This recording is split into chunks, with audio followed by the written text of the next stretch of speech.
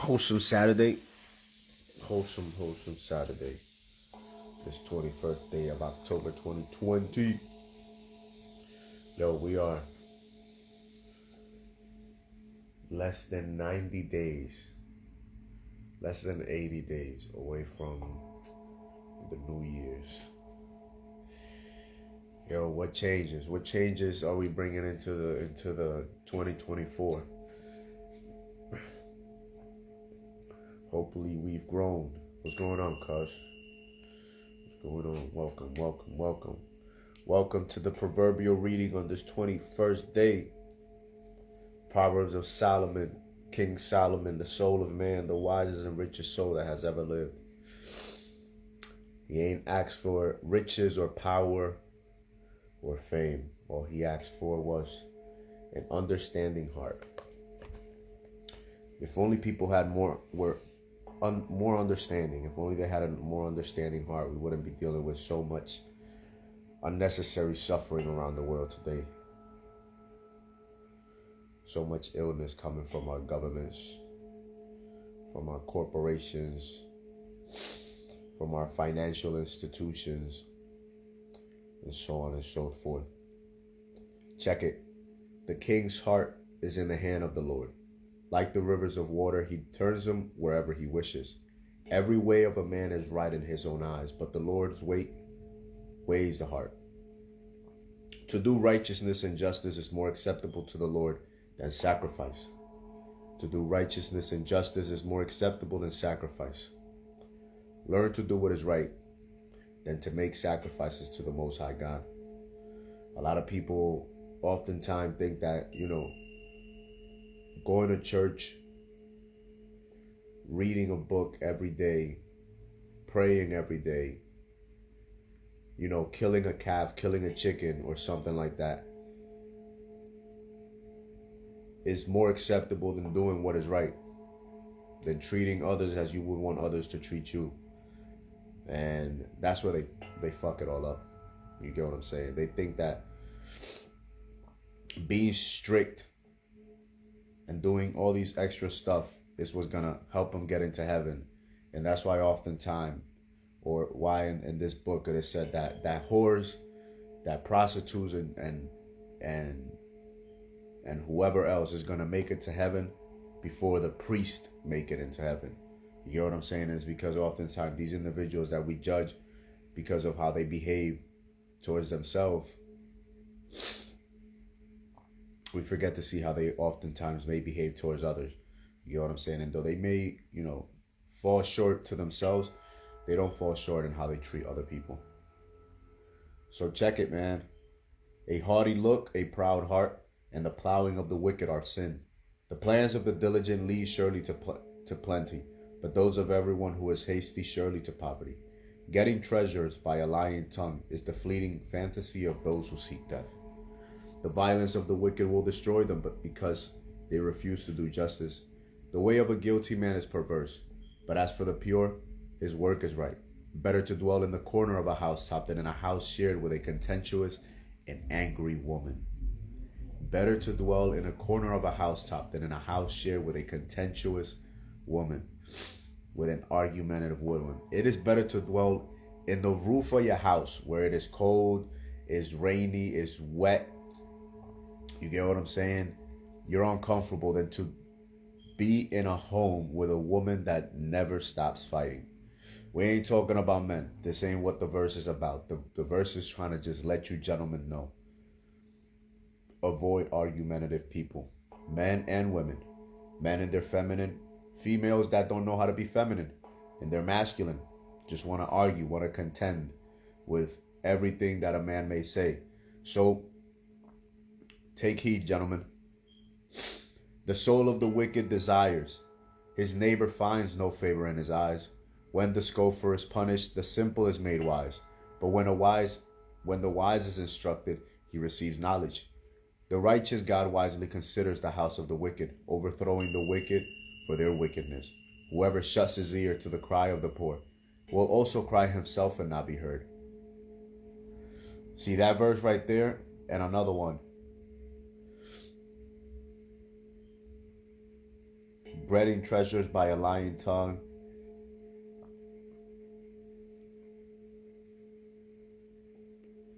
Where's the other one?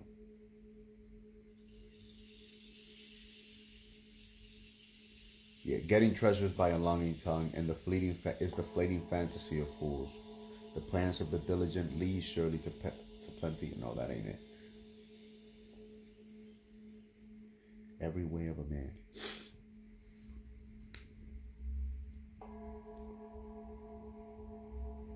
The violence of the wicked will destroy them because they refuse to do justice. The righteous God wisely considers. Whoever shuts his ear to the cry of the poor will also cry himself and not be heard. That right there is a direct Proverbs 21:13 basically answers, number 3, to do righteous and justice is more acceptable to the Lord than sacrifice. And oftentimes the people that sacrifice the most are those that turn their eyes away from the poor, from the needy, from those that are deserving, because they may not go with their way of worshiping the Lord in that moment of time. They might still be worshiping the Lord in paganistic ways, with sacrifices and rituals and burning of incense and other things. They might be getting rich by lying tongues.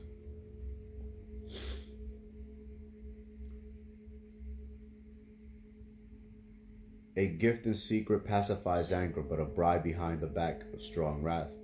It is a joy for the just to do justice, but destruction will come to the workers of iniquity. A man who wanders from the way of understanding will rest in the assembly of the dead.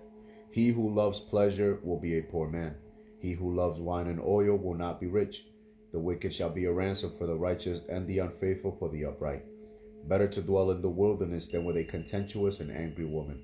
Again, another warning. Better to dwell in the wilderness. Better to live out in the jungle, out in the woods, than to be in a home with a contentious woman.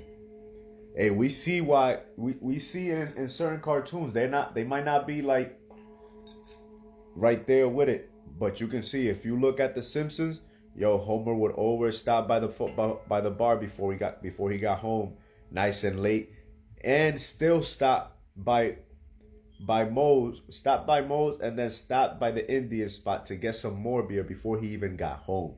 You know what I'm saying? We see it even in reality. A lot of dudes, instead of going straight home, they'll go to the bar, they'll go hang out with their friends, so that by the time they get home, either the wife is sleeping or is already too late, and he just sits down and watches his TV and then goes to bed. Doesn't want to argue. And a lot of the times, a lot of men will even work overtime just to avoid getting home early, just to avoid being in the home with certain kind of women. But that's on them. They didn't heed possibly the advice of their friends when they try to warn them. They felt, it was easier to just be with this woman than to be alone. And so then they got to deal with the consequences of their action. So better to dwell in the wilderness than in a home with a contentious and angry woman. So heed family, heed.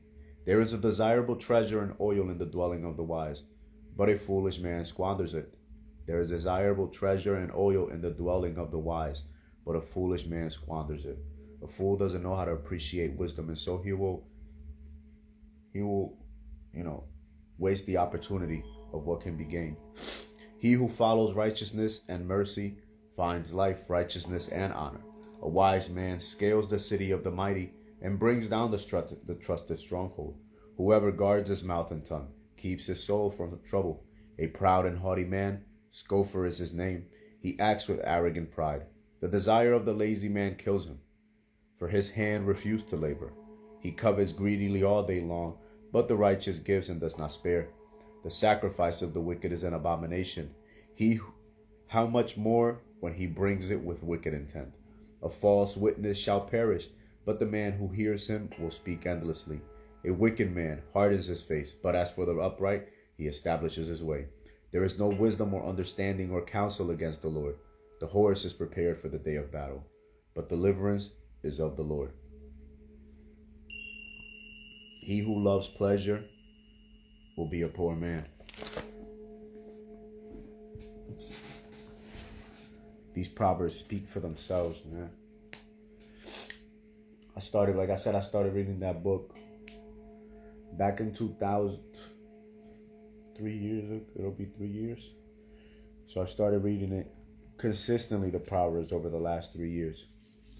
My coach, when I started fighting, he gave me the New Testament, and I was already reading a lot of books that related to like understanding the Bible a lot more. A lot of us grow up with these books and these religions, and we grow up being raised by religious fanatics that don't know how to really break the Bible down for us. They idolize and worship the book and worship images, yet the book itself tells us not to idol or worship anything or anybody, any individual. You get what I'm saying? The good book teaches you, as a man thinketh, so is he. As an individual thinks in his heart, so is he. A man's gift makes room for him and brings him before great individuals. So, being mindful of how we think and understanding that the more we refine the gifts with which we came into life to give to humanity, the more likely that we become successful and that we obtain all that we desire in life. Like, I got this book by Neville, I think it's by Neville Goddard. Yeah, Neville Goddard, Interpretation of the Scriptures, right? And even the first page, it goes, "So shall my word that goeth forth out of my mouth, it shall not return unto me void, but it shall accomplish that which I please, and it shall prosper in the thing whereto I send it." In this book, it tells you, speak of those things that are not as though they were, and believing that. So basically, whatever you want in your life, like what you really want in your reality, speak it as though it is already yours, and it is yours. Go towards what you want in life with the understanding that it is yours. Give thanks for it. Live in grateful appreciation of your desire, and then embrace the suck, because it won't be simple, it won't be easy. But if you remain consistent, you will get what you go after. A man can decree a thing, and it shall come to pass. Man has always decreed that which has appeared in his world. He is today decreeing that which is appearing in his world, and he shall continue to do so as long as man is conscious of being man. Nothing has ever appeared in a man's world but what man decreed that it should. This you may deny, but try as you will, you cannot disprove it, for this decreeing is based upon a changeless principle. Man thus command things to appear by his words, which are, more often than not, a confession of his doubts and fear. Decreeing is ever done in consciousness. So basically, everything that we have today, we've spoken it into existence. The level of faith that we have in ourselves is equal to the level of faith that we have in God. As much as we believe in ourselves as much as we believe in God. There are many, when we see these religious fanatics, these Jehovah's Witnesses that are overly zealous in their belief in God, they don't really believe in God. If they did, they wouldn't be out here trying to convince everybody and their mother, yet they themselves are not convinced of it.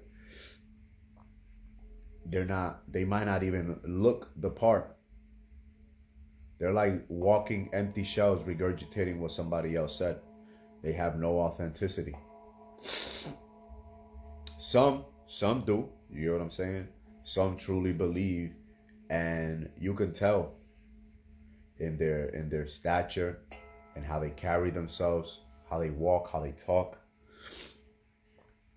how they act. And so it is. That's why we must work on our faith, on our fitness, our relationship with our families, with our friends, with our finances, so that we may be able to do more for others, because we become capable of doing more for ourselves, of of our vision of the future, that we may give more to life than we expect to get out of life, so that our vibrational frequency increases in accordance with what we are meant to do in life, to receive, to manage, and to also disperse, to give back. Life already gave us a gift. What we do with this life is basically the gift that we give back to life itself, the gift that we give to others, how we become a miracle and a blessing in others' life. We're already receiving miracles and blessings and gifts every day that we associate with others, especially when we are getting what we want and need out of others. We cannot do anything in this life alone, as much as we would like to think that we're doing it alone. Like, no, if you're reading a book, you're having help from somebody else, whoever wrote that book. If you're consuming any information online, you are getting help, because this online system did not go on by itself, and it is not sustained by itself. It is taking hundreds of millions of people on a daily, yearly, to keep this system going. And so it is incumbent upon each of us to do our own part, if we do desire to feel a sense of meaning, fulfillment, and purpose in our day-to-day living. If we are to keep away those demons of hopelessness and despair, and and envy and hate and wrath and stress and depression and all the other BS, psychological and physiological outbursts that may arise in our life, because we aren't moving in the right way. We aren't doing right things with our will. We aren't doing the right things with our emotions, nor with our thoughts, nor with our words. So it takes a lot of mindfulness of self, a lot of consistent attention, time, energy to right use of our mental resources, of our emotional reservoir, and of our willpower. So, do your thing, family. Check it. Neville Goddard says right here in the interpretation of the Bible, right? The Bible proves beyond a shadow of a doubt that the prophet were in 100% accord as to the identity and nature of God. And Jesus' life teachings are in agreement with the findings of the prophets of old. Moses discovered God to be man's awareness of being when he declared these little understood words: I am has sent me unto you. David sang in the Psalms, be still and know that I am God. Isaiah declared, I am the Lord, and there is none else. There is no God beside me. I guided thee, though thou hast not known me. I form the light and create darkness. I make peace and create evil. I, the Lord, do all these things. The awareness of being God, as stated hundreds of times in the New Testament. To name but a few: I am the shepherd, I am the door, I am the resurrection and the life, I am the way, I am the Alpha and Omega, I am the beginning and end. Whom do you say that I am? Is it not stated, I am the door, I am the way? Nor is it said, whom do you say that I am? It is declared, stated, I am the way. The awareness of being is the door through which the manifestation of life passes into the world of form. Consciousness is the resurrecting power, the resurrecting that which man is conscious of being. Man is ever out picturing that which is conscious of being. This is the truth that makes man free, for man is always self-imprisoned or self-freed. If you, the reader, will give all of your former beliefs in a God apart from yourself and claim God as your awareness of being, as Jesus and the prophets did, You will transform your world with the realization that I and my Father are one. That is what we got to come to the realization of. That one and the Father are one. It may take it might take 20, 30 years to come into that undeviated conception of self. But hey, I pray that all of you come to that awareness, and that we may make this reality a heaven on earth, and that we may teach the children as we learn what we learn, so that they also continue to improve and do their best. Other than that, it's been a real one. I gotta blow the heck out of my nose. You have a great evening. I'll see you guys tomorrow again around this time, 10:30, 11, for October 22nd's proverbial reading. And you have a great evening. It's been real with your guy, Super Conscious Living Sosa, aka Super Conscious Thoughts. Ain't nothing but love.